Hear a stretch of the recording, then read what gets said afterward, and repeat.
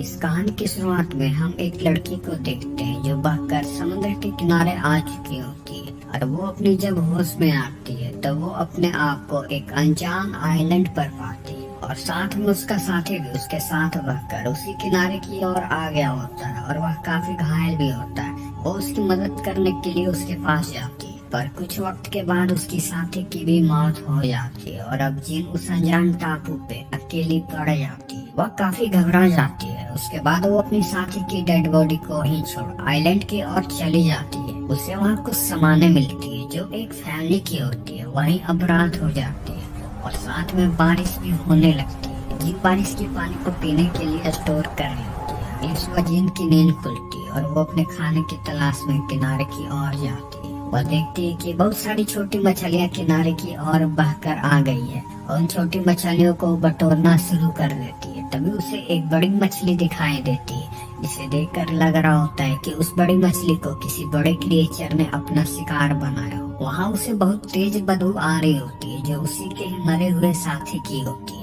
इसके बाद वो उसकी डेड बॉडी को वहाँ दफना देती है। अगली सुबह जब वह उठती है तब वह देखती है कि किसी ने उसके साथी को उस गड्ढे से निकाल कर खा लिया है। वह पूरी तरह से डर जाती है। अब उसे भी एहसास हो चुका होता है कि साइलेंट पे कोई खतरनाक जानवर है जो उसे भी मार सकता है। इसलिए वो अपनी सेफ्टी में एक लकड़ी को नुकीली कर अपने साथ रख लेती है और पूरी रात उस जानवर के इंतजार करते हुए सो जाती है। अगले दिन जैन को समंदर में एक लगेज दिखाई देता है जिसे लेने के लिए वो समंदर में जाती है। तभी वहाँ उसे पानी में कुछ हलचल दिखाई देती है। वहाँ पर उसे गहरा काला गड्ढा दिखाई देता है। वह पानी से तुरंत निकल जाती है और फिर लगेज में मिले ड्रेस को वह पहन लेती है। वही रात होने पर जैन लगेज में मिले सामानों को चेक कर रही होती है। तभी वहाँ उसे कुछ फोटोज मिलते हैं जो एक किसी फैमिली की होती है। तभी वहाँ ऊपर से एक प्लेन गुजरती है। जैन उस प्लेन को सिग्नल देने के लिए फ्लेयर गन चलाती है लेकिन वह प्लेन पास हो चुकी होती है और जो फ्लेयर गन की जो बुलेट होती है वो वापस से नीचे गिर रही होती है। तभी उसकी रोशनी से समंदर में उसे एक क्रीचर दिखाई देता है। यह देखकर वो काफी घबरा जाती है और वहाँ से भागते हुए एक जगह छुप जाती है। वह क्रिएचर भी उसका पीछा कर रहा होता है लेकिन क्रिएचर को जैन नहीं मिलती। अब जैन को पता चल चुका होता है कि इस टापू पे एक खतरनाक क्रिएचर है जो रात होने पर समंदर के उसी काले गड्ढे से बाहर निकलता है। सुबह होने पर जैन वहाँ से निकलना चाहती है क्योंकि वो अगर वहाँ से नहीं निकली तो वो क्रिएचर उसे भी मार डालेगा।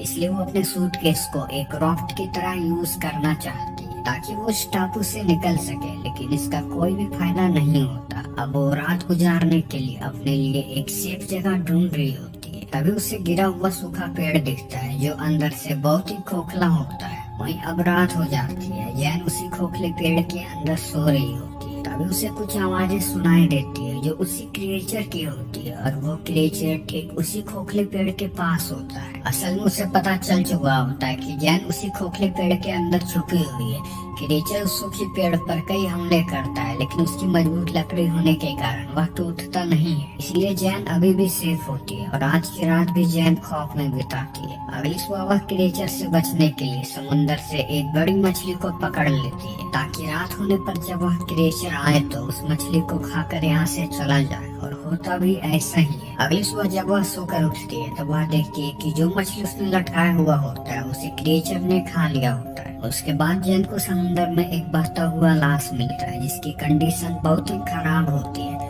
वह लाश पानी में पूरी तरह से गल चुकी होती है और साथ में उस लाश के नीचे का भी हिस्सा गायब होता है। जिन उस लाश को भी उसी तरह एक पेड़ से बांध कर लटका देती है और रात होने पर वही क्रिएचर वहाँ आता है और उस लाश को खा लेता है। इस बीच जैन उस क्रिएचर को छुप कर देख रही होती है। अगले दिन वह अपने सोने के लिए एक ऊंची जगह तलाश करती है। पिछली रात क्योंकि उसने उस क्रिएचर की हाइट देख ली होती है और अब उस क्रिएचर से बचने के लिए वह पेड़ों की ऊंचाई पर अपने सोने का इंतजाम कर लेती है ताकि वो क्रिएचर उस तक पहुंच ना सके। वहीं अब रात हो जाती है। जैन उसी जगह पर सो रही होती है।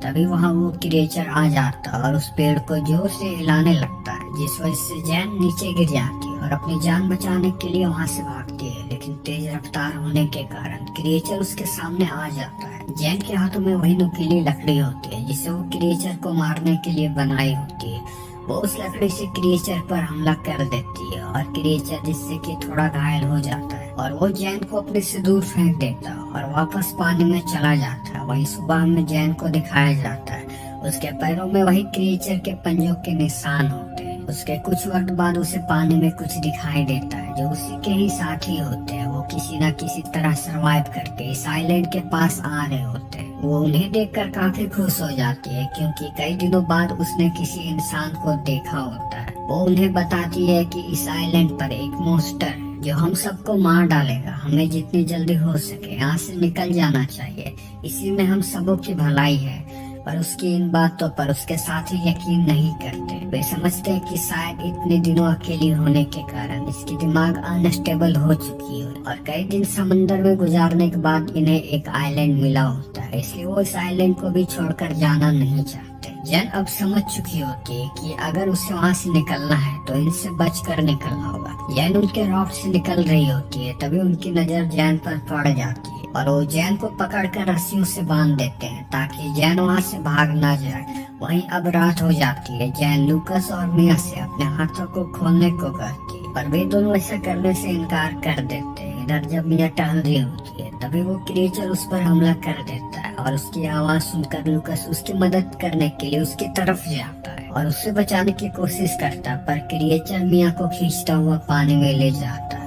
और अब लूकस को जैन की बातों पर विश्वास हो चुका होता है। सुबह होते ही वे वहाँ से निकलना चाहते हैं, इसलिए वे अपने साथ कुछ खाने के सामान को ले लेते हैं और दोनों राफ्ट से वहाँ से निकल पड़ते हैं। तभी जैन कुछ नोटिस करती है कि उसके राफ्ट में बहुत सारे खून के निशान हैं। इसे देखकर वह समझ जाती है कि इन कुछ दिनों में दोनों सरवाइव करने के लिए अपने ही किसी साथी को मारकर खाए होंगे, लेकिन उसे वहाँ से निकलना होता है, इसलिए वो ज्यादा कुछ सोचती नहीं है और वहाँ से जाने लगती है। और कुछ दूर जाने के बाद लूकस को पानी में कुछ हरकतें दिखाई देती। तभी मॉन्स्टर उसके राफ्ट पर हमला कर देता और जैन को अपने साथ ले जा रहा होता है। तभी लूकस उसकी जान बचाने के लिए पानी में चला जाता और जैन को वह छोड़ करके लूकस को अपने साथ उसी ब्लैक होल में ले जाता है। इस बीच जैन अपनी जान बचाकर पानी से बाहर आ जाती है। अब जैन समझ चुकी होती है कि इस आइलैंड से निकल पाना बहुत ही मुश्किल है, इसलिए जैन डिसाइड करती है कि उसे उस मॉन्स्टर को मारना ही होगा, नहीं तो वह पूरी तरह से उसी आइलैंड पर फंसी रहेगी।